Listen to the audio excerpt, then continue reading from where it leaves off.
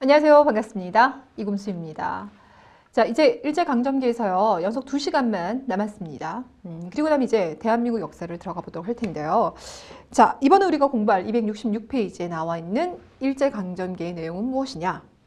우리가 앞에서 공부했었던 게 무장독립투쟁이었죠. 그러니까 말 그대로 방법론적으로 봤을 때는 무장투쟁. 그러니까 독립군이라든지 아니면 의거단체 이제 활동들을 보게 된 것이었고요. 지역적으로 봤을 때는 아무래도 무장투쟁은 국내에서 하기 어려운 상황인 거죠. 그렇죠? 그러니까 만주나 연해주 이런 일대, 중국 본토를 중심으로 해서 살펴봤습니다.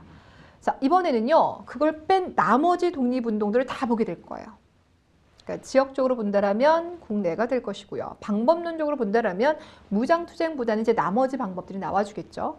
뭐 교육도 있을 것이고 산업도 있을 것이고 문화 쪽 파트도 있을 것이고요. 자, 그러다 보니까 워낙 담고 있는 내용들이 좀 많이 있습니다. 자, 그래서 분류를 잠깐 좀 해볼 텐데요. 교재 266페이지부터 273페이지 보세요. 273페이지를 보시면 5번 민족문화 소운동 나와 있죠? 자, 그 민족문화 소운동 바로 위에서 쭉 선 그어주세요. 그으셨습니까? 자, 여러분이 지금까지 선 그으셨던 그 273페이지 상단부까지의 내용은요. 거의 1920년대의 내용입니다. 1920년대의 내용. 네. 그러니까 요걸 이제 일단 오늘 우리가 공부를 하게 될 거예요. 미리 하나 말씀드리면 지금 여러분들 지금 뭐 페이지만 보더라도 거의 뭐 8페이지죠. 이 8페이지에 나와 있는 내용은 거의 다가 1920년대 이야기고요. 그중에서 딱 3개만 1930년대입니다. 그렇기 때문에 여러분께서 공부하실 때 이건 그냥 다 1920년대야. 이렇게 기억하세요. 정치사건 같은 경우는 그 안에서도 1년 1년을 정확히 기억해야 되는 경우가 있지만 이러한 뭐 문화 쪽이라든지 아니면 국내의 다양한 독립운동 같은 경우는 10년 됩니까? 20년 됩니까? 30년대인가? 이거 그 10년 단위로 끊어가시면 되거든요. 그러니까 여러분 머릿속에는 그냥 1920년대. 그렇죠? 또 하나 생각해 볼 수 있는 게 1919년 3.1운동이 터졌어요. 그렇죠? 그 3.1운동 이후에 독립운동은 위축되는 것이 아니라 더욱더 폭발적으로 나타난다고 했었죠. 그게 무장독립투쟁사에서는 1919년에 있었던 뭐 봉오동이라든지 청산리 대첩이 될 것이고 여기 같은 경우는 이제 다양한 이러한 운동이 펼쳐지는 거예요. 됐습니까? 자, 그러면 273페이지부터는 1930년대입니까? 아니요, 아니요. 이건 지금 시대로 분류한 것이 아니라 주제사별로 분류를 한 거예요. 그러니까 우연히 봤더니 지금 우연히 봤더니 이번 시간에 공부할 내용들은 이제 20년대에 많이 몰려 있는 것뿐인 거고요. 그럼 273페이지부터 나와 있는 그 문화수 운동 같은 경우는 10년대, 20년대, 30년대, 40년대 다 안고 있는 겁니다. 이것은 주로 다음 시간에 공부하도록 하겠습니다. 자, 그러면 266페이지 다시. 자, 우린 지금 주로 1920년대 상황, 국내에서 벌어진 다양한 독립운동을 보겠습니다 라고 했죠. 자, 그런데 이걸 봤더니 크게 3개의 축으로 구성이 되어져 있다는 거예요. 여러분 우리 20년대부터는요. 어떤 사상이 유행한다고 했습니까? 사회주의 사상이 유행한다고 했죠. 자, 그러니 일단 하나의 축은요. 사회주의 계열이에요. 사회주의 계열은요. 우리 민족의 독립도 꿈꾸지만 노동자, 농민, 우리가 이제 무산계급이라고 얘기하는데 그들의 독립도 동시에 추구한다. 일타쌍피입니다. 맞습니까? 예, 그래서 이 일타쌍피를 꿈꾸는 것이 사회주의 계열인 거고 반면에 노동자, 농민은 일단 잠깐 냅두고 물론 개선은 돼야 되겠지만 지금 현재 우리가 관심을 가져야 되는 것은 민족 독립. 이것이 제1우선이다. 라고 주장하는 것이 민족주의 계열인 거죠. 됐나요? 그래서 독립운동을 전개할 때도 여러분께서 이런 양상 나눠서 이제 전개를 해주시면 되겠고요. 그럼 민족주의 계열에서 펼치는 건요. 우리 1910년 이전에 뭐가 있었냐면 애국 개몽 운동이 있었잖아요. 그 애국 개몽 운동에서 같은 양상으로 가는 겁니다. 바로 실력 양성 운동이라고 하는 건데요. 그럼 어떤 식으로 실력을 쌓을까요? 학교 세워서 우리의 인재를 육성하고 회사를 많이 세워서 우리의 민족 자본을 키워나가고자 똑같은 방법입니다. 기본적인 방법론적인 건 똑같아요. 그래서 그들이요. 대학을 만들어 보려고도 했었고요. 우리 민족 기업을 육성시켜 보려고도 했는데요. 결론적으로 말씀드리면 이것들이 다 실패로 끝나요. 그러면서 민족주의 계열 내부에서요. 이제 무슨 생각이 나냐면 뭐야? 우리가 교육과 산업을 발달시켜가지고 실력을 쌓고 난 다음에 독립을 추구하려고 했는데 이거를 선실력 후 독립이라고 합니다. 교재에 다 나와 있으니까 일단 저 그냥 바라봐 주세요. 선실력 후 독립이라는데 그게 지금 다 실패로 끝났어? 안 되겠다. 그러면 우리 어차피 지금 일본의 간섭에서 벗어나기 쉽지 않으니까 그냥 현실을 인정하자. 현실이 뭔데요? 일본 지배받는 거. 그쵸? 그래서 현실을 인정하면서 일본이라고 하는 큰 우산 아래에서 그냥 어느 정도만 어떤 권리, 자유를 인정받는 게 어떻겠니? 이렇게 주장하는 사람들이 나옵니다. 이것이 바로 타협적 민족주의라고 얘기를 해요. 타협, 누구랑 타협할까요? 일본이랑 타협하겠다. 되셨습니까? 되셨어요? 그러니까 쉽게 말하면 이들이 이제 나중에 친일파가 되는 거죠. 됐나요? 반면에 이게 무슨 풀 뜯어먹는 소리냐. 우리는 절대 일본과 그 일본의 지배를 인정할 수가 없다. 그러니까 우리는 무조건 100% 독립만이 가야 될 길이다 라고 주장합니다. 이것이 바로 비타협적 민족주의. 일본과 절대 타협하지 아니하겠어 라는 주장이 돼요. 되셨나요? 자, 이번에는 사회주의 계열. 사회주의가 이제 들어오면서 특히 이제 노동자 농민을 중심으로 해서요. 억압받고 있었던 이 하층민들이 사회주의를 이제 많이 받아들입니다. 그래서 다양한 운동이 전개되긴 하는데 쉽지가 않아요. 왜? 일본은요. 국내에서 벌어지고 있는 독립운동도 싫어하지만 특히나 사회주의 사상 너무 싫어해요. 이 사회주의라고 한다면 그러니까 강대국의 약속을 지배받고 지배하고 있는 이런 구조도 타파라고 얘기하지만 유산계급, 우리가 부르주아라고 얘기하죠. 자본가가 노동자, 농민을 압박하고 있는 이런 구도도 같이 타파하려고 하잖아요. 그럼 일본 입장에서는 조선의 식민지배를 얘네가 인정 안 한다는 거죠. 더 나아가서 일본이라고 하는 나라는 왕이 통치합니다. 그쵸? 그럼 사회주의 국가 입장에서 본다면 왕? 이건 전 근대적인 모습인 거야. 이것도 깨부시려고 하잖아요. 그래서 일본은 이 사회주의를 되게 싫어해요. 그래서 이 사회주의를 탄압하기 위해서 일본이 만들었던 악법이 있습니다. 1925년, 이건 기억하세요? 1925년 악법, 이게 뭘까요? 이게 바로 치안유지법. 되셨습니까? 오케이, 좋습니다. 자, 그러다 보니까 사회주의도 활동하기 쉽지 않네. 자, 그래서 이제 어떤 게 나오냐면 그래? 그렇다면 우리 손잡는 게 어떨까? 이런 분위기가 만들어져요. 우리 왜 저기 이제 무장 독립 투쟁하시던 분들 같은 경우도 뭐 삼부 통합 이런 거 이루어졌잖아요. 그렇죠? 그러니까 당시에 통합하는 게 어떻겠니 움직임이 이제 일어나게 되는데 그렇다고 사회주의 계열이 타협적 민족주의에 손잡을 것 같지는 않죠. 그렇죠? 왜냐면 이들은 일본의 지배 그거 자체를 인정하는 거잖아요. 일본이라고 하는 큰 우산 아래서 그래도 우리가 100%는 아니지만 한 50% 정도의 자유와 권리를 누려보자라는 게 이쪽이니까 사회주의 계열이 아무리 지금 힘들다 하더라도 얘네들과 손잡으려고 하지 않을 거예요. 맞습니까? 자, 그래서 비타협적 민족주의도 마찬가지예요. 얘들과 손잡느니 차라리 사회주의랑 손잡는 게 낫겠다라는 분위기가 만들어져요.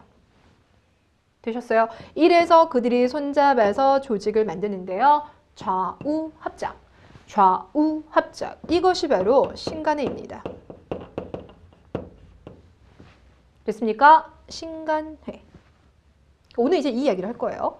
자, 그러면 또 하나 갑니다. 우리 3.1운동 일으켰을 때도요. 학생들이 상당히 그 운동의 중심축이 됐다고 했죠. 예, 그래서 1920년대 이후에도요. 학생운동이 다양하게 일어나요. 60만세 운동, 광주학생 항일운동. 60만세 운동, 광주학생 항일운동.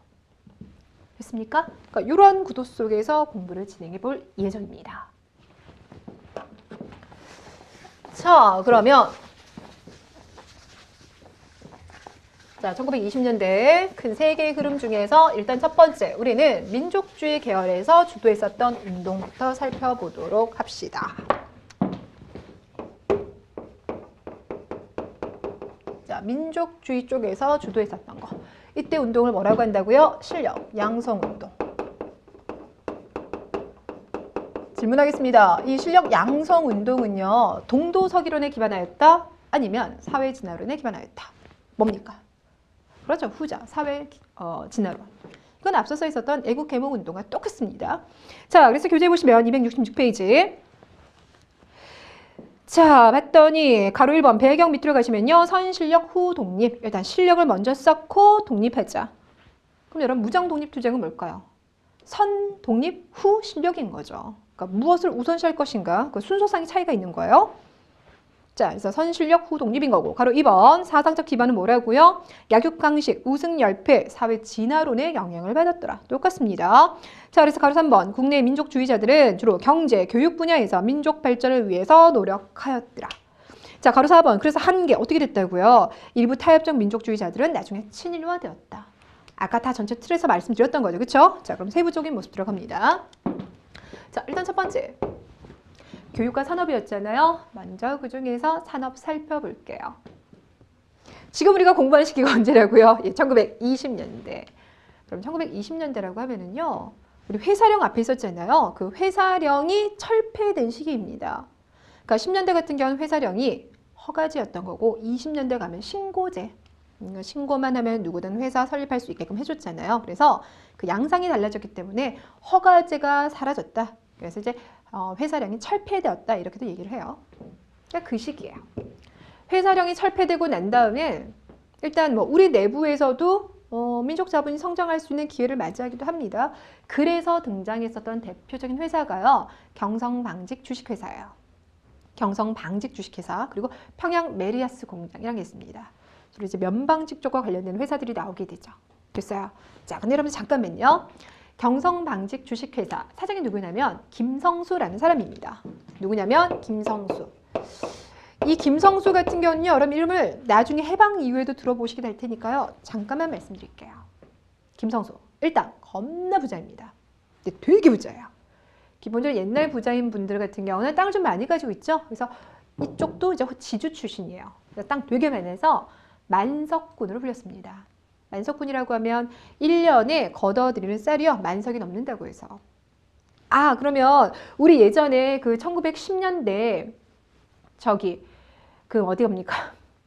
남만주, 그죠? 서간도에 가가지고요. 경학사 운영하면서 그 민족 자치 기반을 만들어 놨던 그 이회영 선생 집안도 만석군입니까? 예, 맞습니다. 그쪽도 만석군입니다. 네, 그러니까 여기도 엄청난 이제 대부호였던 거예요. 이러한 기반을 바탕으로 지금 어떤 회사 세웠대요? 경성방직 주식회사 세웠대요. 됐습니까? 여기다 이 사람은요. 실업가이자 교육학자이기도 합니다. 중앙, 보성 이런 학교들을 운영을 해요. 보성학교라고 하면 우리 지난번에 학교 설립했을 때 우리 민족 지도자들이 만든 학교입니다. 뭐 이러면서 얘기했었잖아요. 그 시발점이 됐던 학교이기도 한데 나중에 이제 경영난에 빠지게 돼요. 그래서 그 학교를 인수를 해요. 그리고 이 보성학교를 발전시킨 것이 이걸 이제 중고등학교 수준이 아니라 이제 전문학교를 발전시킨 게 보성 전문학교고요. 이것이 지금의 고려대학교. 그러니까 고려대학교 이사장까지 했다는 얘기입니다. 그리고 우리 20년대 되면요. 신문 나오잖아요. 우리 민족신문 뭐가 있었어요? 동아랑 조선 있었죠. 동아일보를 만듭니다. 되셨어요? 여기에다가 나중에 독립하고 나면요. 한국민주당이라고 해가지고 한민당이라고 합니다. 나중에 많이 들어보시게 될 거예요. 그 한민당을 이끌어갑니다. 한민당. 됐습니까? 그 한민당이 참고로 말씀드리면 지금 민주당의 할아버지? 그러니까 민주당이 이제 시작점이 되는 그런 겁니다. 그러니까 여러분이 되게 많이 있죠. 교육에다가 산업에다가 정치에까지 참여했던 사람이 김성수인데 어찌됐거나 그런 사람이 이제 경성방직 주식회사를 설립하는 등 우리의 민족 자본이 성장할 수 있는 기회가 되기도 했어요. 하지만 우리보다는 누가 더 유리합니까? 그렇죠? 일본 기업들이 진출하기 훨씬 더 유리한 거죠. 그렇죠? 자, 그래서 가겠습니다. 그래서 안 되겠다. 지금 국내에서 일본 상품이 너무 많이 팔리네. 그러니 장려합니다. 뭘요? 국산품을 많이 사달라고 장려합니다. 이것이 바로 물산 장려 운동이에요. 이해 가시겠어요? 자, 정리합니다. 물산 장려 운동은 회사령이 철폐되고 난 다음에 일본 기업들의 진출로 인해서 국내 기업들이 어려워졌던 거. 여기 하나가 있고요. 또 하나는 우리 일본으로부터 받아들이는 수입품 있잖아요. 수입품 같은 경우는요. 관세 없앴다 그랬죠. 이게 무관세. 그러니까 똑같은 옷감이 미국에서도 들어오고 일본에서 들어오는데 봤더니 일본은 관세가 없었기 때문에 일본 물건이 더 싸요. 되셨어요? 자, 이런 식으로 해서 일본은요. 우리나라에서 원료를 가져가고 다시 물건만 해서 되파는 우리를 원료 공급지, 제품 판매지로 이용을 하였습니다. 되셨어요? 자, 여기에 이제 저항해서 안 되겠어.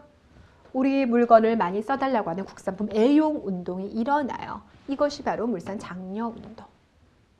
됐습니까? 자, 그렇다면 이러한 상황에 분노하고 물산 장려 운동을 주도했던 사람은 누구입니까? 조만식이에요. 힌트를 하나 드리자면 무슨 운동이 나올 때 여러분들은 그 운동을 누가 주도했는지, 어느 지역에서 일어났는지 이거 보셔야 돼요. 국채보상운동은 어디서 나왔다고요? 대구에서요. 기억나십니까? 예, 이런 식으로 접근을 하셔야 됩니다. 자, 그래서 물산 장려 운동은 조만식이 주도했고요. 시작은 어디서 했냐면 평양에서 시작을 합니다. 그리고 이것이 전국적으로 확산돼요. 당시에요, 막 신문에 막 포스터 같은 것도 붙이고요. 길거리에서요, 악대들 막 동원해가지고 캠페인 같은 거 벌입니다. 그래서 전국적으로 확산이 되면서 물산 장려회 이런 게 만들어져요. 단 여러분 교재에 보시니까 뭐 평양 물산 장려회 이게 이제 전국적으로 확산되면서 이제 물산 장려가 되는데 뭐 물산 장려 외우시는 거 아니고 물산 장려 운동이 이거니까 당연한 거겠다라고 생각하시면 되겠죠. 그래서 이렇게 막 전개를 했어요. 인기 있었냐고요? 예, 인기 좋았습니다. 대단히 인기가 좋았어요. 그래서 당시도 우리가 워낙 착하잖아요. 우리는 여러분 IMF 때도요, 국가가 그 외환 관리 못해가지고 어려워졌을 때도 금가락지 다 팔아가지고 그거 메꿨잖아요. 그쵸? 이때도 마찬가지예요. 그래서 그래? 그럼 기왕이면 물건 샀을 때 조금 더 품질이 떨어진다 하더라도, 조금 비싼다 하더라도 조선 사람들이 만든 물건 사줘야지. 그러면서 캠페인이 열심히 일어났습니다. 됐습니까? 자, 그런데 한계점에 봉착을 하게 됩니다. 무슨 문제냐? 지금 열심히 이제 물산 장려 운동이 일어났으니까 사람들이 조선 물건 샀어야지 라면서 막 수요가 폭발적으로 늘어났겠죠. 되셨어요? 근데 문제는 경제에서 말하면 항상 수요와 공급이 있잖아요. 사고자 하는 자가 있으면 팔고자 하는 자가 있어야 되고, 팔고자 하는 자는 빨리 공급을 늘려줘야 되는데 공급은 갑자기 늘어날 수가 없어요. 그쵸? 아니 뭐 지금 정도의 경제 수준도 아니고요. 갑자기 막 자본가들이 공장을 막 늘릴 수 있는 상황이 아니다 보니까 수요는 많고 공급은 적은. 경제에서 이런 것들이 이제 초과 수요라고 얘기하죠. 초과 수요의 결과는 뭐가 됩니까? 결국은 가격이 올라갈 수밖에 없어요. 가격 폭등. 가격이 상승하게 되면 결국 타격을 입는 사람은 누구입니까? 그 물건을 샀어주는 노동자예요.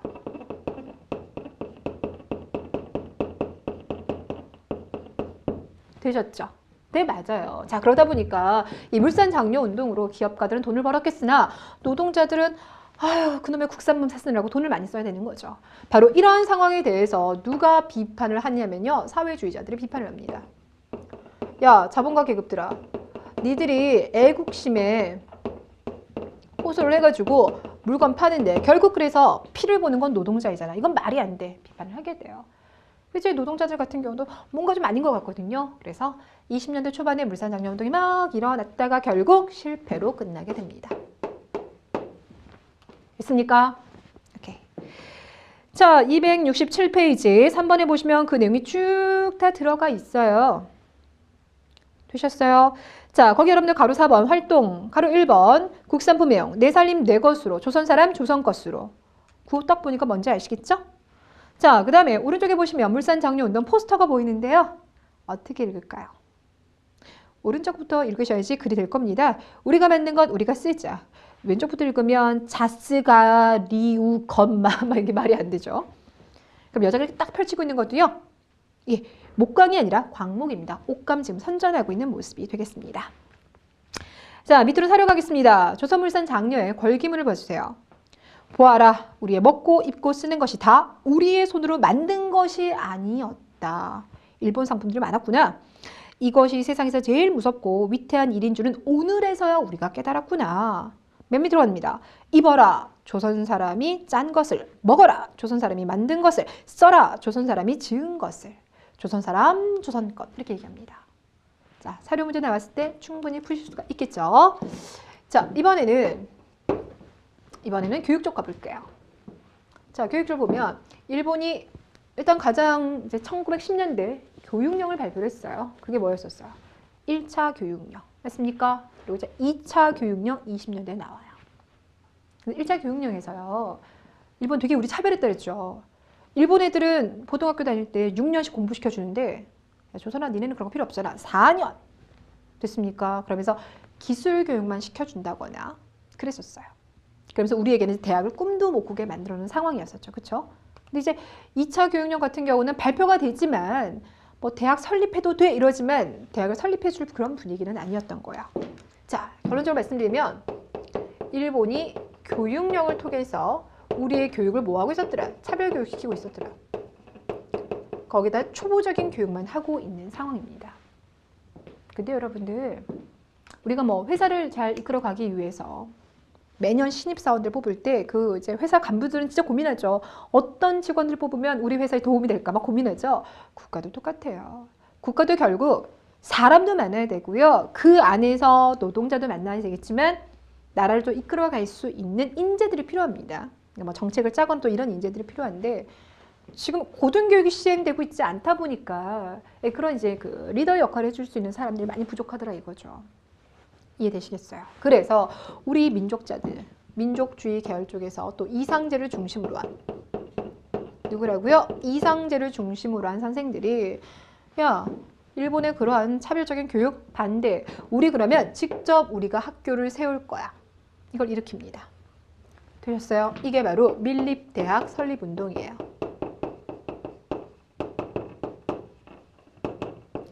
밀립대학 설립운동 일으킵니다. 자, 이상재 선생이 어디서요? 아, 이건 여러분들 위치 그렇게 중요한 건 아니지만 이제 서울을 중심으로 해서 일단 활동을 하게 되죠. 자, 그래서 이상재 선생님이 말합니다. 우리 대학을 설립하기 위해서는 돈이 필요한데 돈, 모금 활동하는 거죠. 그래서 천만에 한국인들아, 우리 한 사람이 1원씩만 내주게 되면 그거 모아가지고 대학 만들 수 있어. 모금 운동 전개합니다. 1원씩 운동을 전개를 하죠. 성공이냐고요? 아니요, 실패했다고요. 왜냐면 모금이 제대로 안 된 것도 있었고요. 총독부의 방해도 있어요.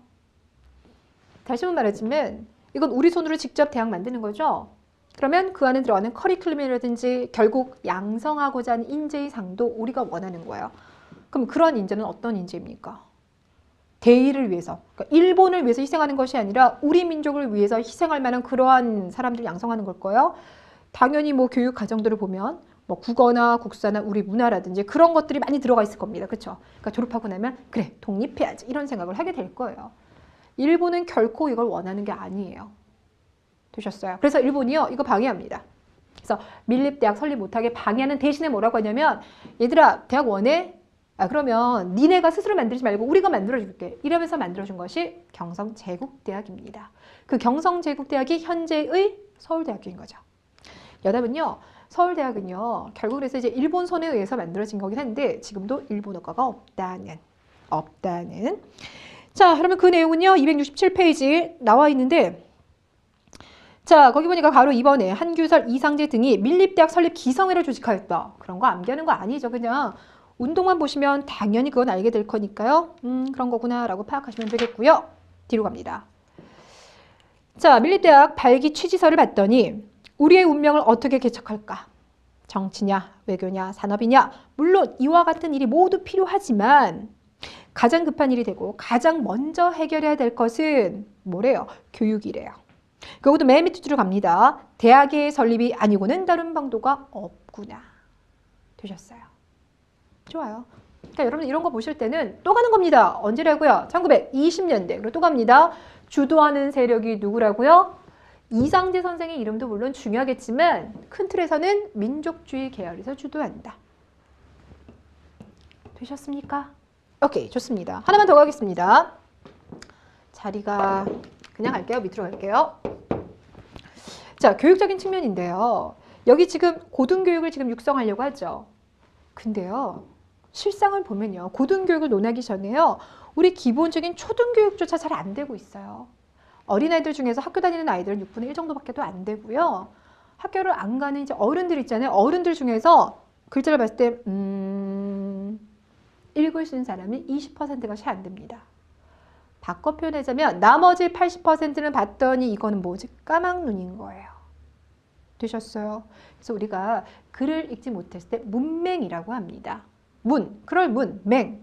앞이 안 보이시는 분들을 맹인이라고 하잖아요. 그렇죠? 그러니까 글을 읽을 수 없을 때 문맹자라고 얘기하는데 지금 일단 그것도 되게 심각한 상황인 거예요. 자, 그래서 나오는 것이 바로 뭐가 있냐면 문맹. 이거 몰아내야 되겠죠. 퇴치 운동입니다. 되셨어요?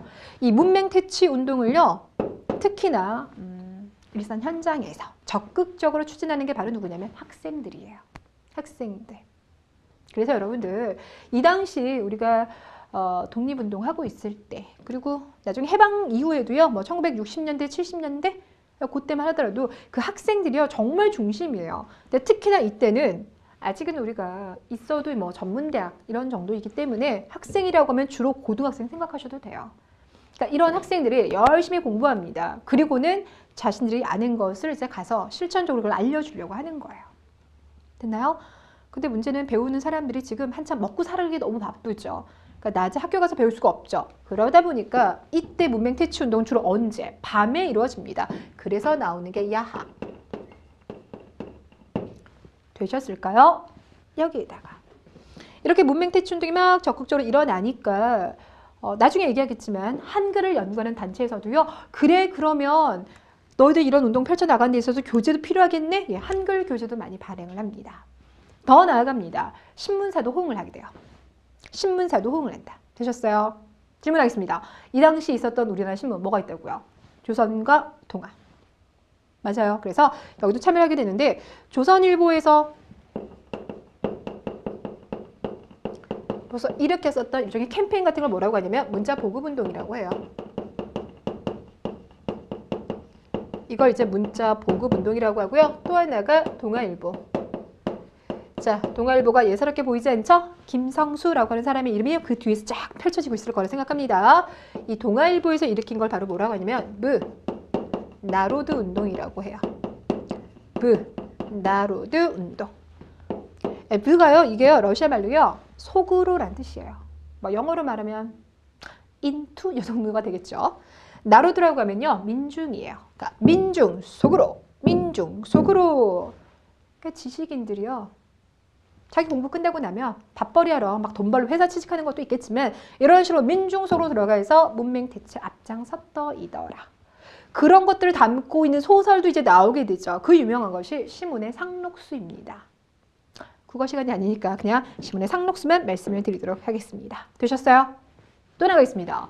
우리가 오늘 계속 얘기할 것들은 다 1920년대라고 했죠. 근데 이게 동아일보에서 주도하는 나로드 운동은 1931년이에요.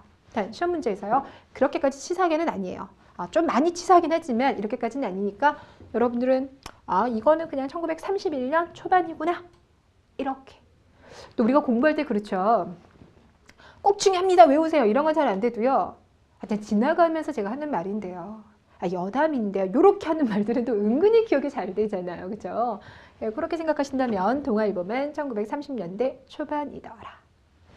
되셨습니까? 오케이, 좋습니다. 자, 이렇게 이제 민족주의 계열에서 이런 운동을 주도하였더라.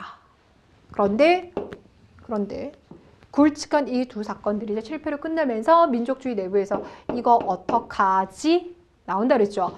결국 그래서 어떻게 된다고요? 세력이 분화된다고요. 한쪽은 누구랑 협상하재요? 일본이랑 협상하자. 그래서 타협적 민족주의다 라고 얘기를 했는데요. 이 타협적 민족주의를 뭐라고 하냐면요. 자치론.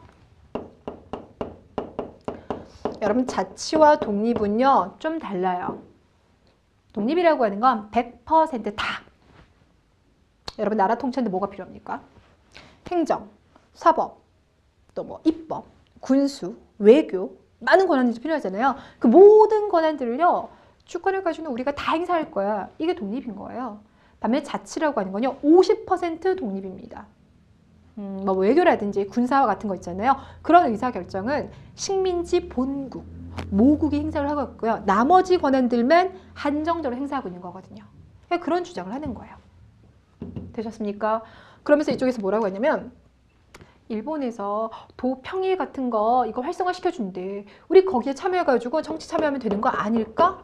그리고는 실력을 쌓아서 나중에 언제가 될지는 모르지만 나중에서야 독립을 얘기하는 게 어떨까? 이런 얘기를 하는 거예요. 이런 얘기를 했던 대표적인 사람이 바로 누구냐면요. 이광수입니다. 우리 그래서 임시정부를 얘기할 때요. 김구가 이제 가보니까 20년대 이제 중반 넘어가면서 이광수도 떠나고 그 다음에 이제 이승만이 빠져나가면서 미국 쪽에서 돈도 안 들어온다 그랬죠. 그렇죠? 그래서 너무나 어려웠습니다라는데 바로 그 이광수가 이 이광수인 거예요. 됐습니까? 20년대 중반에 이광수가 더 이상 우리 독립은 안 되겠구나 라면서 방향을 획 전환시킨 것이 타협적 민족주의. 자, 이때 여러분들 이광수가요 동아일보에다 쓴 글이 되게 유명한 게 있습니다. 이것이 바로 뭐냐면 민족적 경륜이에요. 민족적 경륜 읽겠습니다. 268페이지. 자, 이광수의 민족적 경륜. 지금의 조선 민족에게는 왜 정적 생활이 없는가? 일본이 조선을 병합한 이래로 조선인에게는 모든 정치 활동을 금지한 것이 첫 번째 원인이다. 됐나요? 자, 그러면서 그 밑에 즉 참정권이라든지 자활권 운동 같은 것도 여기 들어갈 수 있다. 자, 그러면서 하는 말이 또 일본 정부를 상대로 하는 독립운동조차 원치 아니하는 강렬한 절개의식이 있었던 것도 둘째다. 자, 그런데 이제 뭐라고 하냐면 지금까지 해온 정책 운동은 모두 일본을 적대시하는 운동뿐이었다. 이런 종류의 정치 운동은 해외에서 할 수 있는 것이고 여기서 이제 주제가 나오는 거예요. 그동안 열심히 해왔지만 근데 그건 현실적으로 조선, 이 한반도 안에서는 하기 어려운 거야. 줄쳐주세요. 조선 내에서는 일본이 허용하는 그 범위 내에서 정치적 결사를 조직해야 한다는 것이 우리의 주장이다. 이렇게 얘기하고 있습니다. 되셨어요? 오케이. 자, 그래서 이광수가요 30년대 가면 이제 대놓고 민족 반역 행위를 하게 되는 거죠. 자, 여기 또 이제 들어가는 사람들이 이제 뭐 최린도 나오고요. 김성수가 그 김성수? 예, 맞습니다. 그래서 김성수 같은 경우는 대단한 교육학자이고 실업가이고 실업자가 아니고 실업가인 거죠. 실업자는 이제 일자리가 없는 거니까 실업가이고 정치인이긴 하지만 현재 그는 친일 인명사전에 올라가 있습니다. 단 그 뭡니까? 유가족들 같은 경우는 지금 반발 되게 많아가지고 항의 좀 많이 하죠. 자, 반면에 비타협적 민족주의. 절대 이건 말이 안 돼. 라고 주장하는 쪽인 거예요. 되셨어요? 그러면서 차라리 니들과 손잡는 바에는 누구랑 손잡겠다? 사회주의와 손잡겠다. 이것이 민족주의 내부의 모습입니다. 자, 이렇게 민족주의 내부의 모습을 봤으면 이번에는 사회주의 쪽 볼게요.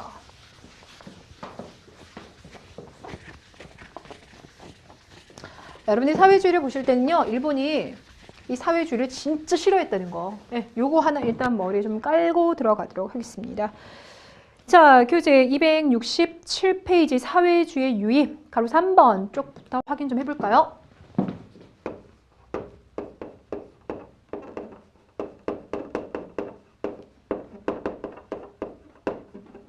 됩니다.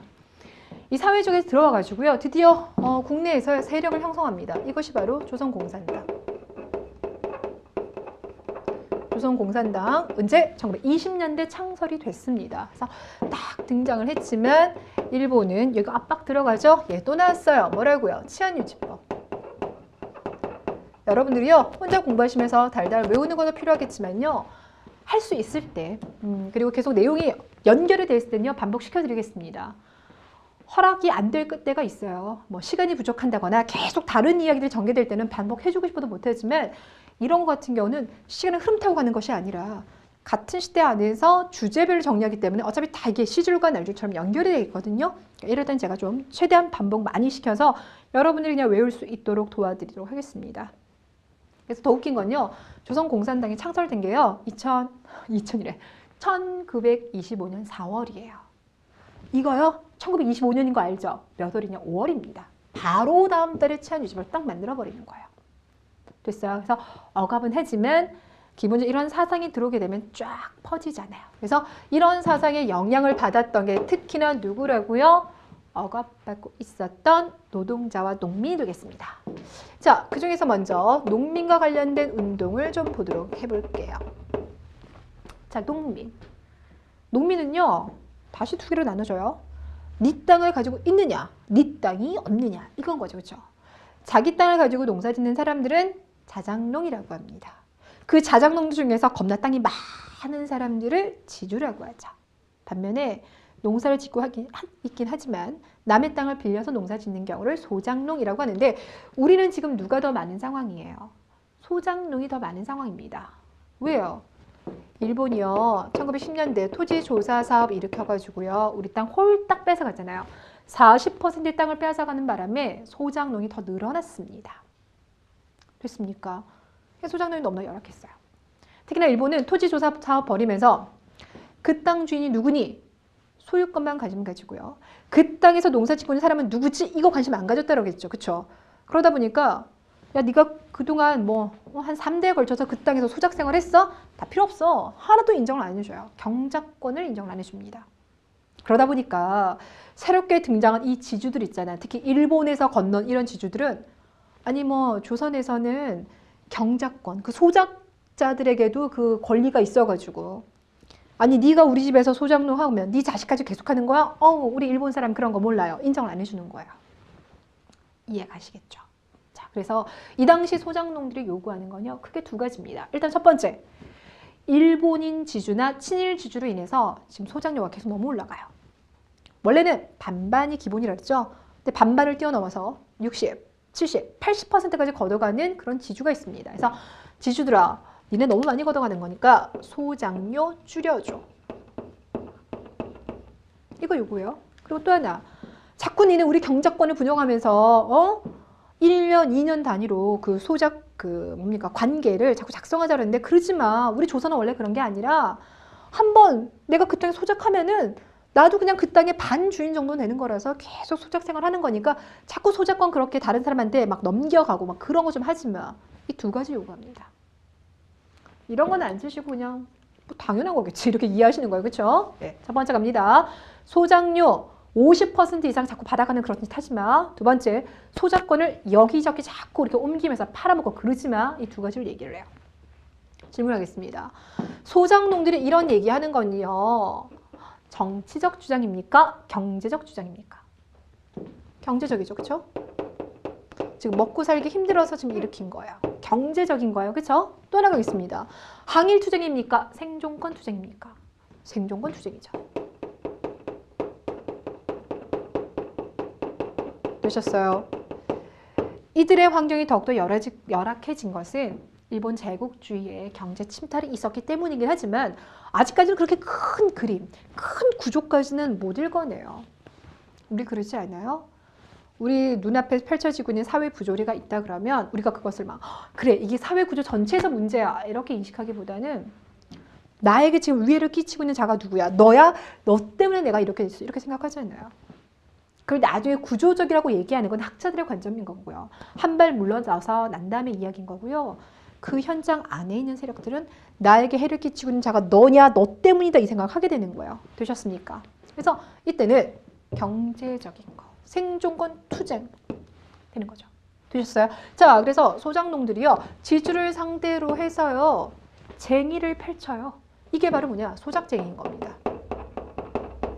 이 소작쟁이 중에서 이 당시 있었던 가장 대표적인 소작쟁이가 바로 뭐가 있냐면요. 암태도 소작쟁이가 있어요. 암태도 소작쟁이. 딱 보니까 암태도라는 섬인 것 같죠? 목포에서요. 배 타고 한 1시간 반 정도 가면 있는 작은 섬입니다. 근데 이 작은 섬은요. 몇몇 그 집안 사람들이 땅을 다 가지고 있었어요. 근데 문제는 악질이에요. 악질. 특히 거기 이제 문씨 집안에 어떤 사람이 있었는데 이 사람이 소작료를요. 70에서 80%까지 걷어가요. 쌀을 내가 10석을 생산하면요. 원래는 반띵 가져가야 되는데 7석, 8석을 가져갑니다. 됐죠? 그래서 열받아 버렸어요. 그래서 이 암태도에 있는 이제 소작인들이 뭐라고 얘기하냐? 인하시켜줘. 아, 당연히 그 지주가 안 해줄겠죠. 그쵸? 그래? 그럼 안 해주면 우리 가을 수확 안 해버릴 거야. 그리고 우리 소작료 납부도 안 해버리겠어. 이럽니다. 그럼 지주는 가만히 있지 않았겠죠. 그쵸? 경찰에다 막 고발하고 막 압박합니다. 그러자 소작농들이 물러나는 게 아니라요. 그래? 우리는 단식 투쟁할 거야.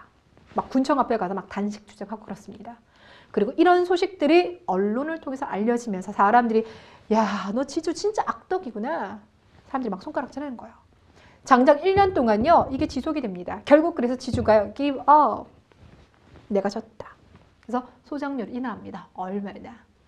50%보다 더 밑으로 내려갑니다. 40% 인하시켜줍니다. 드셨어요? 이것이 바로 암태도 소작쟁이. 1923년에 전개되긴 하지만 여러분들이 1923이라는 숫자 자체를 막 외우실 필요는 없습니다. 그런 거구나 라고 알고 계시면 되겠고요. 자, 그리고 이렇게 이제 전국에서 막 소작쟁이가 일어나요. 그럼 이제 아무래도 처음에는 이제 소작인들끼리 조합을 만들었다가 이게 더 커져주면 좋겠죠. 그래서요, 이때는 무슨 동맹이 많이 나와요. 무슨 동맹. 교재 봐주세요. 무슨 동맹이래요? 조선 소작농 아니요. 더 크게 조선 농민총동맹이 나오게 되는 겁니다. 되셨습니까? 오케이. 자, 그래서 조선 농민총동맹 같은 게 결립성이 되더이더라. 자, 그러다가 이제 이것이 30년대로 가겠습니다. 오늘 우리가 다 공부하는 건 20년대인데 딱 3개만 30년대라고 했죠. 그 시작은 일단 동아일보가 있었던 그 나루드 운동 하나, 또 하나가 농민운동에서요. 지금 얘기하는 거예요. 30년대로 가면서는 농민운동이 계속 이제 지속이 될 겁니다. 그런데 이제 이 시간이 지나가면서 이 농민들도요. 생각을 더 하게 된 거죠. 아, 우리가 지금 이렇게 사는 것에서는 구조적 문제가 있는 거구나라는 생각을 하게 돼요. 그 구조적인 뒤에는 누가 있는 겁니까? 일제가 있는 겁니다. 일제. 특히나 그들이 이런 생각을 했던 중요한 이유 중에 뭐가 있냐면요. 당시 여러분들 일본 1920년대 산미 증식 계획을 추진했었죠. 근데 1930년대가 들어오면서 일방적으로 산미 증식을 중단시켜버렸어요. 일방적으로. 근데 뭐냐? 쌀 생산량을 늘리기 위해서는요. 비료도 써야 되죠. 밭을 논으로 바꿔야 되죠. 농기구도 사야 되죠. 할 거 되게 많아요. 돈도 되게 많이 들어가요. 그래서 우리는 어쨌거나 일본이 막 하라고 하니까 해놨어요. 그래서 1920년대에는 처음에 이거 하느라고 막 간신히 생산량 늘려놨는데 일본은 늘린 것보다 더 많이 가져갔다고 했죠. 20년대 때는 농사를 짓고도 쌀 못 먹는 상황이 발생하고요. 그래서 막 안주해서 잡곡 수입해다 먹었어요. 그래서 어느 정도 막 생산량 늘려놨더니 이번에 1930년 딱 들어가면서 일본이 산미증식 잠깐 중단, 쌀 안 가져갈 거야? 이런 얘기를 해요. 왜냐하면은요, 우리 지난번에 언제 봤을까요? 일제강점기 때 아무튼 제가 지지난 시간 정도에 봤었던 것 같기도 한데요. 전 세계사적으로 1920년대 후반이 되면 경제가 급속도로 무너집니다. 이것이 대공황이에요. 시작은 미국. 근데 도미노 현상처럼요. 미국에서 출발한 것이 쭉쭉쭉쭉 전 세계로 파급이 됩니다. 결국 이것이 1930년대 후반 제2차 세계대전으로 이어지는 원인이 된다고 했었어요. 되셨어요. 근데 여러분들 지금 대한민국 경제 어렵죠. 사람들 지갑을 닫았다라고 하죠. 그렇죠? 경제가 어려워지면요. 소비 안 해요. 최소한의 소비만 합니다. 마찬가지입니다. 1920년대 후반 전 세계 경제가 휘청거리니까요. 일본에서도요. 그냥 소비를 닫아버리는 거예요. 그냥 돈 안 쓸래. 덜 먹고 덜 입고 덜 쓸래. 이렇게 돼버리죠. 여기서 가져갈 필요가 없는 거예요. 중단. 아니 우리는 지금 그동안 들어갔던 돈이 있는데 갑자기 쟤네가 스탑 시켜놓으면 또 이건 웬일이니. 그러니까 결국은 너무 많이 가져가도 문제인 거고요. 갑자기 중단을 해도 문제인 거예요. 그러니까 우리 상황 고려 안 하고 지네 마음대로 했다는 거죠. 그렇죠? 그러니까 소작농들이 이런 것들을 겪으면서 이게 미쳤구나 싶은 생각이 드는 거죠. 구조적인 것에 대해서 생각을 해요. 그러면 얘기해 주세요. 이때부터 나오는 것은 경제적인 부분이 클까요? 정치적인 부분이 클까요? 그렇죠. 경제적인 것을 바탕으로 하지만 정치적인 거. 생존권 투쟁도 들어가 있지만 반일 항일 투쟁들이 나오는 겁니다. 되셨어요? 그리고 그동안 기출문제를 또 분석을 해보면 문제에서 막 이렇게 나와요. 1920년대에 있었던 농민의 운동은 1930년대로 가면서 확 줄어들었다. 라고 나오는데 보니까 꼭 그럴 것 같지도 않죠. 자, 그래서 가면 갈수록요. 횟수 자체는 더욱더 많아져요. 그러니까 정확히 말하면 횟수보다는 한 번 터질 때 규모가 커지는 거죠. 그러니까 여기는 이제 소작농들이 지역 단위로 자잘자잘하게 많이 한다면 여기는 한 번 터질 때 규모가 커지는 겁니다. 그러니까 이렇게 커진다 그랬으니까 이제 빅이라는 의미로 이렇게 쓸까요? 예, 대자 사이즈로. 됐나요? 오케이. 20년대, 30년대의 모습이 되겠고요. 자, 이번에는 노동자 볼게요.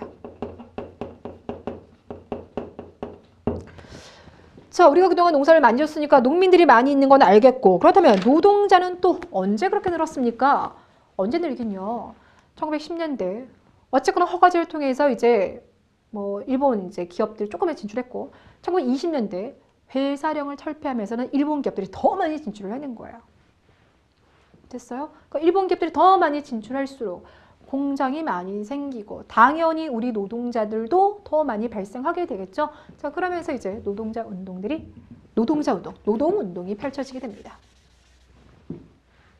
되셨어요? 자, 이것도 마찬가지로 20년대, 30년대 나눠보는데요. 먼저 자, 우리 노동자의 삶을 보겠습니다. 이 당시 노동자의 삶은요, 정말 열악합니다. 정말 열악해요. 뭐 가령 예를 들어서 하루에 12시간 일하는 건 기본이고요. 똑같은 일을 똑같은 공장에서 했는데 일본 노동자가 더 벌어갑니다. 그러니까 우리는 저임금 노동에 시달리는 거예요. 거기에다가 폭언과 폭력까지 있습니다. 됐나요? 여기에 분노하는 거죠. 그런데 아직은 똑같아요. 구조적인 것에 대해서 고민하기보다는 지금 당장 나에게 해를 끼치고 있는 자가 누구지? 거기에 우리가 주목하게 되겠죠. 이건 뭡니까? 자본가. 되셨습니까? 그러니까 똑같은 거요. 경제적 생존권 투쟁에 들어가고요. 그래서 많은 파업이 일어나는데 그 당시 일어났던 파업 중에 가장 대표적인 파업이 바로 뭐냐면요. 원산 총파업이에요. 원산 총파업이 1929년. 요건 연도 좀 기억해 주세요. 1929년 원산 총파업이 일어납니다. 자, 원산이라고 하는 지역은 은근히 역사에서 지금 개항 이후에 많이 등장하고 있죠. 부산, 원산, 인천, 부산, 원산, 인천, 그 원산인 겁니다. 그러니까 일찍이 일본 세력들이 진출했던 곳입니다. 되시겠어요? 그래서 참고로 말씀드리면 여기서 근대학교의 시작인 원산학사가 만들어지기도 합니다. 이렇게 말씀을 드렸었죠. 여기서 이제 무슨 일이 벌어지냐면 여기에 이제 일본 석유회사가 있었어요. 거기 이제 우리가 가서 일을 했겠죠. 근데 여기 있었던 일본인 감독관이요, 우리 노동자를 구타를 했어요. 구타. 그러니까 이게 이제 폭발이 된 거죠. 누적되어 있던 여러 가지 모순과 불만이 이 사건을 계기로 해서 폭발을 해버리게 되고 1에서 3개월 동안 일어나는 것이 원산 총파업입니다. 됐나요? 자, 우리는 그들이 무엇을 요구하는지 그들의 주장에 살짝 귀 기울여 볼 필요가 있습니다. 교재 270페이지 가운데 원산 총파업 보이죠?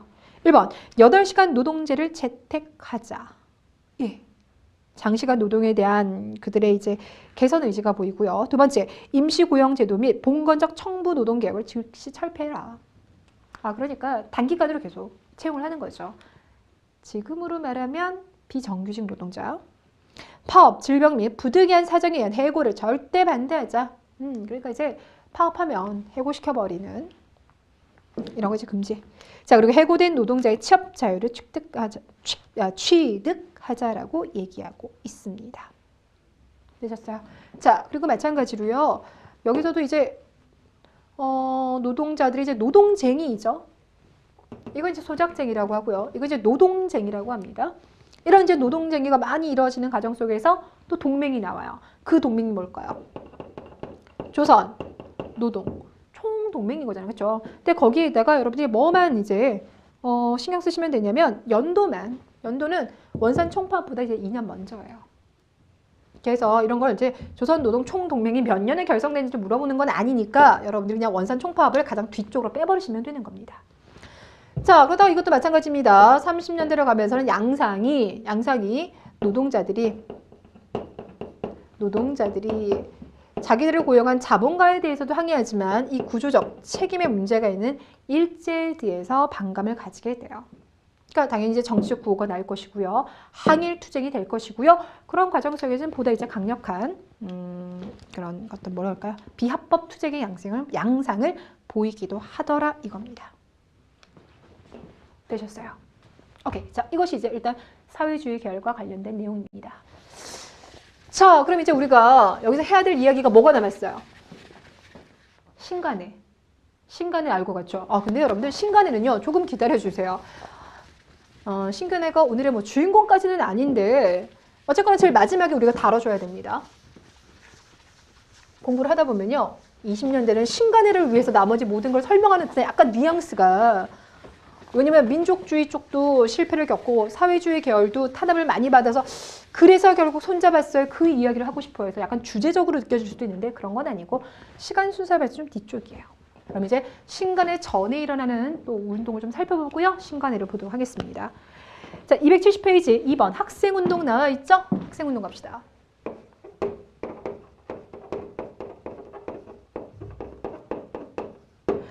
자, 특히 학생들 같은 경우는 3.1운동 이후에 여러 학생 조직을 결성을 해요. 비밀리에. 대놓고는 아니고 비밀리에 결성을 하죠. 그 비밀리에 결성했던 대표적인 게 독서회. 책 같은 거 이제 하나 입수를 하면은 그런 거 막 읽는 거예요. 나중에 얘기하게 되겠지만 이제 한국 통사 같은 책들이 있어요. 한국 통사, 역사책입니다. 이게 이제 중국에서 발행이 됐어요. 박은식 선생이 중국에 썼고요. 이게 이제 뭐 만주, 연해뿐만 아니라 국내도 막 몰래 들어와요. 이제 그런 걸 읽으면서 민족적 울분을 느끼고 독립운동 해야 되겠다. 이런 것들을 이제 생각하게 되죠. 자, 그래서 이제 학생 운동들이 이제 전개가 될 텐데, 잠깐만요, 여러분들. 우리 앞서가지고 3.1운동 얘기했었잖아요. 3.1운동 일어나기 전에 누군가가 사망했었습니다. 누굽니까? 고종이었죠.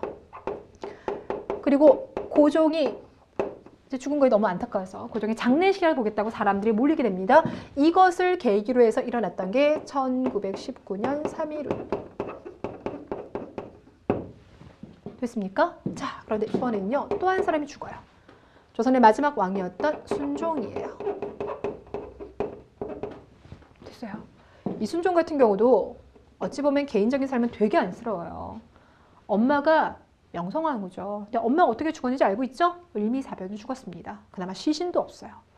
본인은 일본에 의해서 아버지 몰아내고 강제로 왕이 됐고요. 거기다가 자신의 자식들 중에서 상당수는 또 일본으로 끌려갑니다. 가가지고요, 인질생활을 하는 거예요. 그러니까 되게 개인적으로 아픈 삶을 살았던 사람인데 그 사람이 이제 왕이었죠. 그 순종이 서거를 했어요. 그럼 사람들이 순종의 장례식이라도 보기 위해서 서울로 모르겠죠. 이것을 당연히 이제 독립운동하는 사람들은 놓치지 않았을 겁니다. 맞아요. 그래서 일어난 게 1926년 장례식 날이 6월 10일이에요. 이게 바로 60만세 운동이 되겠습니다. 순종의 서거, 그래서 1926년 60만세 운동이 일어났다.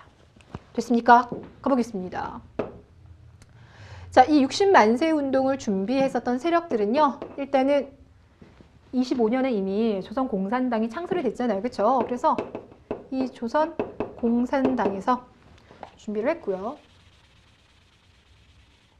근데 조선 공산당 같은 경우는 이런 대규모 시위 운동을 전개해 본 적이 없어요. 그렇죠? 근데 이런 것들은 또 조직화돼야 되기 때문에 경험 있는 사람이 필요합니다. 누구냐면 천도교예요. 왜냐하면 천도교 같은 경우는 손병희 선생 경우는 아십니까? 손병희 하면 민족 대표 33인으로서 여기에 참여했었던 세력이잖아요. 그러니까 이 천도교 쪽도요, 나름 경험이 있었기 때문에 그들이 합류를 하게 됩니다. 자, 그래서 여러분 교재 보시면 천도교 청년회가 나와 있는데 바로 그런 양상이 되겠고요. 그리고 여기 이제 학생들도 같이 참여를 해요. 그런데 일본도요, 이런 상황을 눈치채도 못 채는 건 아니에요. 이미 경험이 있잖아요. 그러니까 이때 분명히 또 사람들이 몰려 들어가지고 뭔가 만세 시위 운동을 일으키겠구나. 그래서요, 그 대한문, 그 덕수궁 쪽 있잖아요. 그 일대 경비 삼엄하고요. 경찰 다 깔아둬요. 그래서 막 이제 그 질서를 유지하고 있는 상황이었고. 근데 이런 상황에서 무슨 일이 터졌냐면, 이거 이제 하려고요. 독립선언서도 막 뿌리고 태극기 뿌리려고 막 만들어냈어요. 인쇄소에서 몰래 만들어놨는데, 인쇄소 여공이 개인적으로 이거를요, 내가 좀 그래도 먼저 알고 싶어, 이런 것 때문에 개인적 정말 호기심, 이걸 이렇게 까발려고 한 것이 아니라 개인적 호기심으로 글쎄 한 2장인가 들고 나갔는데 이게 적발이 된 겁니다. 그러면서 이 조선 공산당이요, 이때 사진을 다 발각이 돼버렸어요.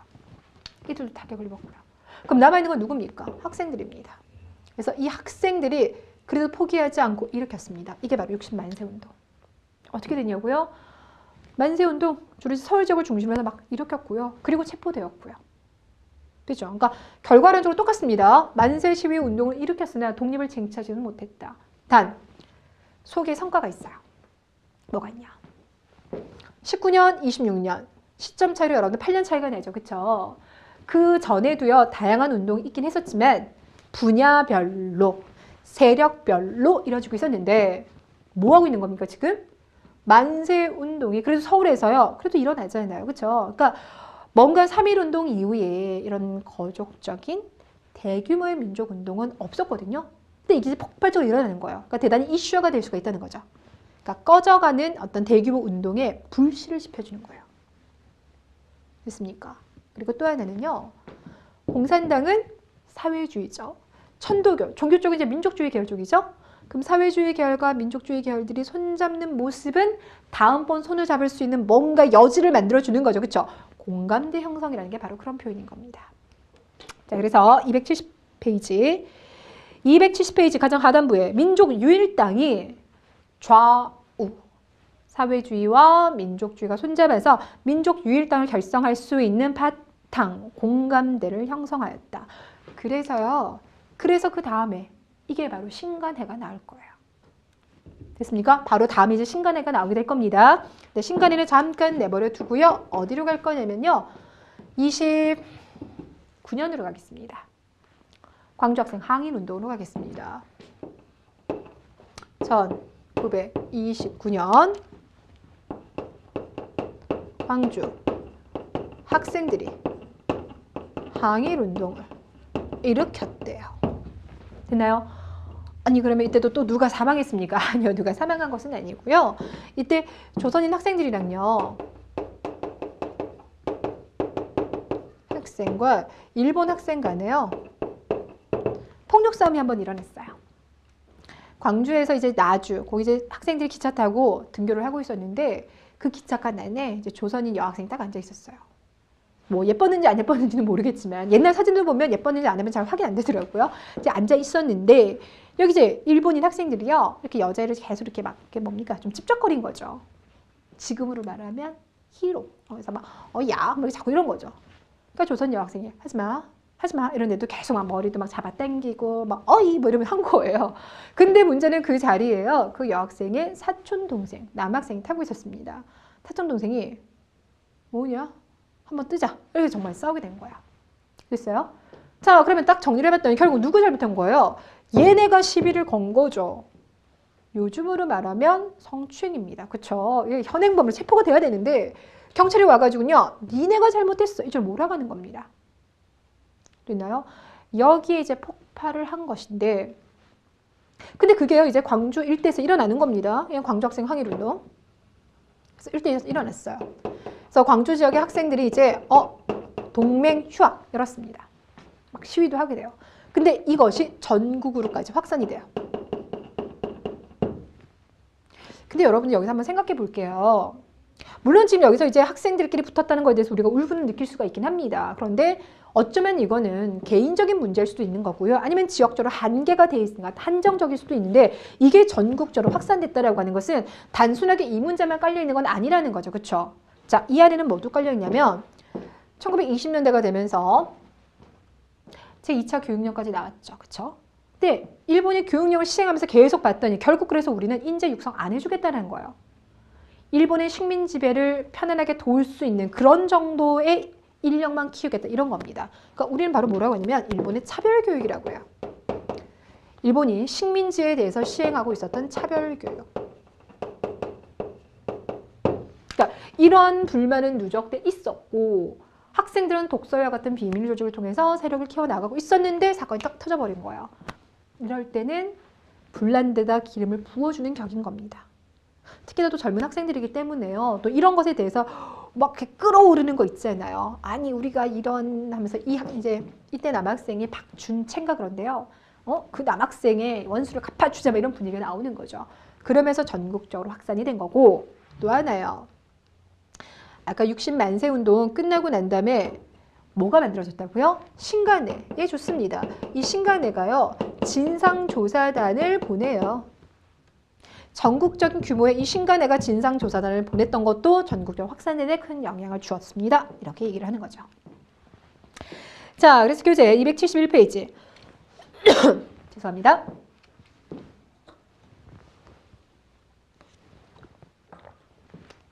자, 271페이지를 보시면 광주학생 항일운동 경문.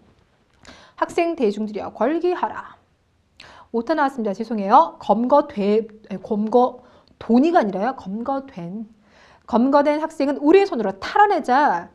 그러니까 박춘재라고 하는 그 학생을 말이죠. 언론, 결사, 집회, 출판의 자유를 획득하라.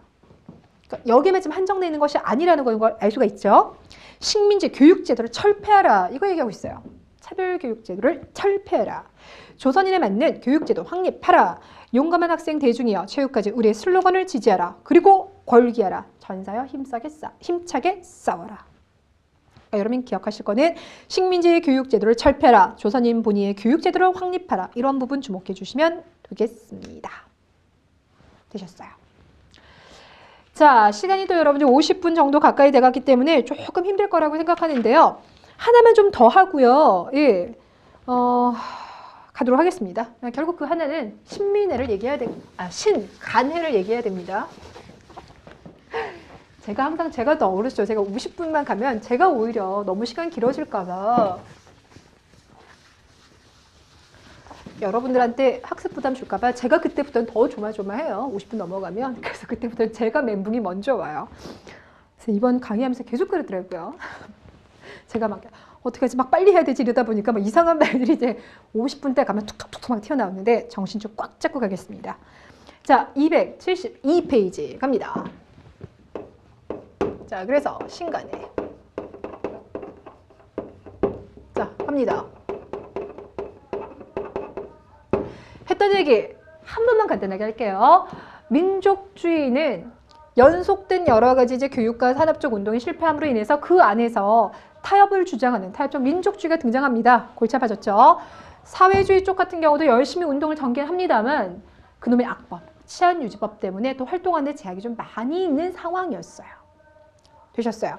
자, 이러한 상황 속에서 조선 민흥회라는 게 나옵니다. 이 조선민흥회. 이 조선민흥회가 누구에 의해서 결성이 됐냐면요. 비타협적 민족주의에 의해서 결성이 됐어요. 비타협적 민족주의. 그러면서 이 조선민흥회 같은 경우는 비타협적 민족주의이긴 하지만 사회주의도 어느 정도 끌어들이겠다. 이런 거 이제 표방을 하게 됩니다. 또 여기에다가 사회주의 내부에서는요. 정우의 선언이라는 게 나왔어요. 정우의 선언.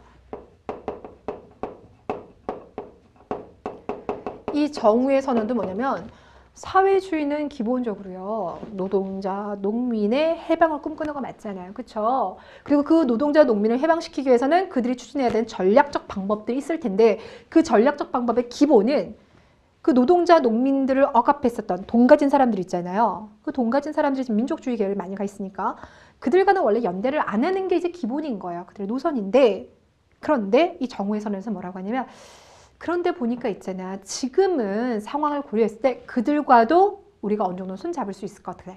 단 누구는 빼고 타협을 얘기하는 걔네를 빼고 비타협을 주장하는 사람들과는 손잡을 수 있을 것 같아. 이런 얘기가 나와요.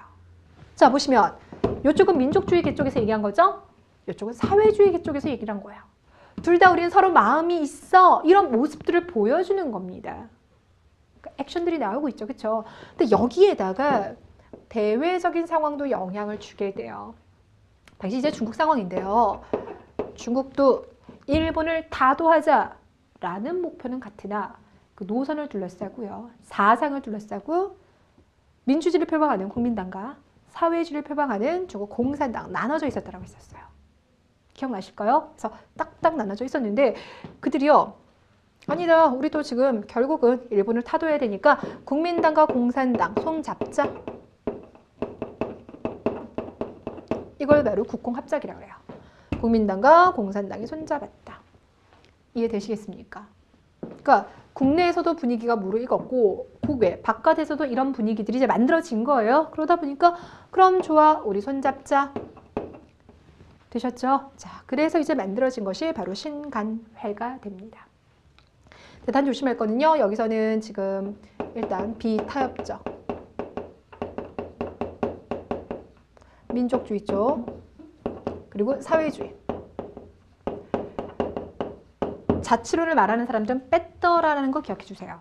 그래서요 이 신간의 강령을 보시면은요 그들이 이 자치론을 주장하는 사람들을 어떻게 싫어했는지 명확하게 볼 수 있습니다. 273페이지. 자, 오른쪽 보조자를 보시면 신간의 강령 1. 우리는 정치, 경제적 각성을 촉진한다. 2. 우리는 단결을 공고히 한다. 단결, 크로스 됐죠. 그쵸? 3. 우리는 기회주의를 일체 부인한다. 기회주의 부인. 누구라고요? 이게 바로 타협적 민족주의. 그들을 계량주의라고도 얘기를 합니다. 변동됐다 해서 계량주의라고 얘기를 하고요. 그 다음 273페이지 상단부에 가면 정우의 선언 나와 있죠. 그쵸? 자, 정우의 선언 읽어볼게요. 첫 번째 줄 가장 끝으로. 경제적 투쟁의 형태에서 보다 더 계급적, 대중적, 의식적 정치 형태로 비약하지 아니하면 안 될 전환기에 도달했다. 되게 어려워요. 따라서 민족주의 세력에 대해서는 그 부르주아적 성질을 명백하게 인식을 하지만 민족주의가 우리랑 다르다는 건 인식을 하지만 또 과정적, 동맹자적 성질도 충분히 승인하자. 다르다는 것도 알지만 우리가 가야 되는 과정에서 손잡을 수 있다는 것도 인식하자. 그것이 타락하는 형태로 출현되지 아니하는 것에 대해서 타협적 민족주의, 개량주의, 자치론자 걔들만 아니라면 상관없는 거 아니겠니? 이 선언이 나왔다라는 겁니다. 되셨어요? 자, 그래서 우리가 이 신간해를 얘기할 때는요. 항상 얘기하는 거 앞에서도 얘기했었죠. 좌우합작. 되셨어요? 좌우합작이라고 하는 건 뭡니까? 민족에서 유일당이라는 거잖아요. 그렇죠? 민족 유일당. 그럼 민족 유일당이라는 것은 이들이 손잡았으니까 당연히 규모가 크겠죠. 최대 규모. 항상 따라붙는 수식어입니다. 좌우합작에 의해서 만들어진 민족 유일당이며 규모는 가장 컸더라. 그럼 무엇을 했을까요? 무엇을 하긴요. 좌가 하는 일도 하고요. 우가 하는 일도 해요. 좌가 하는 일도 하고 우가 하는 일도 한다. 그럼 좌는 무엇을 하였습니까? 노동자, 농민운동 지원했죠. 그렇죠? 예, 맞습니다. 지원했대요. 그래서요. 이 신간해가 조직된 게요. 1927년이라고 말했죠. 그래서 1931년 해산이라고 하지 않고 보다 이제 발전적 차원에서 이제 해소라고 하는데 해소가 되었는데 그 중간 29년에 있었던 게 뭐가 있었을까요? 바로 앞에서 보셨던 광주 학생 항일운동도 있지만 원산 총파업도 있습니다. 바로 그 원산 총파업 지원 들어갔다는 거예요. 이해되시겠죠? 그렇죠? 예, 원산 총파업 이야기도 들어갈 것이고요. 이번엔 우쪽에서 한 일이 뭐가 있어요? 우쪽에서는 자꾸 우리 민중들 계몽시켜야 돼. 글도 가르쳐줘야 되고 모르는 거 계속 알려줘야 돼. 이런 얘기 했었잖아요. 그런 이제 연설에 강연에 그런 거 계속 해나가는 거예요. 되셨죠? 그리고 이러한 걸 뛰어넘는 약간 광주학생 항일운동 지원 들어가는 것도 여기에 들어가는 겁니다. 그러니까 그런 맥락에서 여러분께서 이제 이해를 하시면 되겠습니다. 자, 그리고 이제 하나만 부탁드릴게요. 우리 교재에서요. 오른쪽 보조단에 보시면 빈칸 몇 개 있죠? 자, 빈칸에다가요. 3개만 써둡니다. 신간해가 가지고 있는 특징 3가지. 그러면 신간해 같은 경우는 회원들이 2만 명 넘는다라고 합니다. 근데 이 2만 명은요. 단체별로 들어온 건 아니에요. 단체별로 들어온 건 아니고요. 개인 자격으로 들어옵니다. 그러니까 개인 가입제. 그러니까요. 그러니까 좌우가 합작했다 해서 어느 단체별로 그냥 무리로 들어온 것이 아니라 개개인적으로. 어떻게 하면 당연한 이야기겠죠. 그렇죠? 그러니까 신간에 들어온 거 개인들이 저 회원 되겠습니다 하고 이렇게 들어왔겠구나. 당연한 얘기인데 또 이렇게 정리를 하면 뭔가 좀 되게 있어 보이잖아요. 그렇죠? 그러니까 정당별로 가입하는 것이 아니라 개인별로 가입하였다. 이거 하나 기억해 두시고요. 두 번째. 일단 지금 손잡았죠. 그렇죠? 그리고 일본이 지금 눈 부릅뜨고 있는 상황이에요. 비밀 결사로 활동을 하거나 이렇게 좀 한계가 있습니다. 그러니까 아까 광주학생 항일운동에 진상조사단 보냈다고 하잖아요. 전국에요 140개가 넘는 지부도 만들어냈어요. 봤더니 합법단체였구나.